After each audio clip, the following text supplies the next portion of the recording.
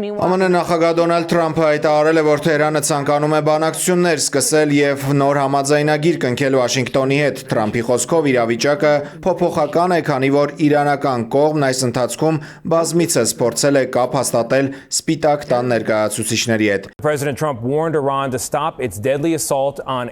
Միևնույն ժամանակ ամերիկյան հեռուստաեթերում չեն դադարում քննարկումները Իրանին հարվածելու հնարավոր սցենարների մասին։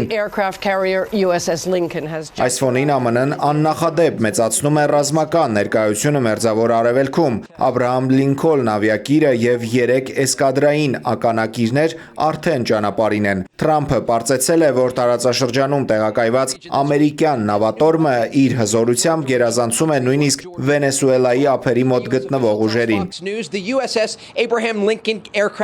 Իրանի իշխանությունները ամերիկյան նավատորմի տեղաշարժն անվանել են սադրանք եւ ասել, որ ամերիկյան նավերն իրենց համար հասանելի թիրախներ են։ ԱՄՆ ազգային անվտանգության հարցերով Թրամփի նախկին խորհրդական Ջոն Բոլթոնը Իրանին ծրագրային ռազմավարական հարվածներ հասցնելու մասին է խոսել։ Ըստ նրա, այդ հարվածները կթուլացնեն Հեղափոխության պահապանների կորպուսի եւ Իրանի միջուկային ծրագրերի կարողությունները։ Բոլթոնի կարծիքով, ուժի կիրառման դեպքում Իրանի իշխանության ներսում կսկսվեն դավաճանություններ եւ կբարձրանա ընդդիմության ոգին։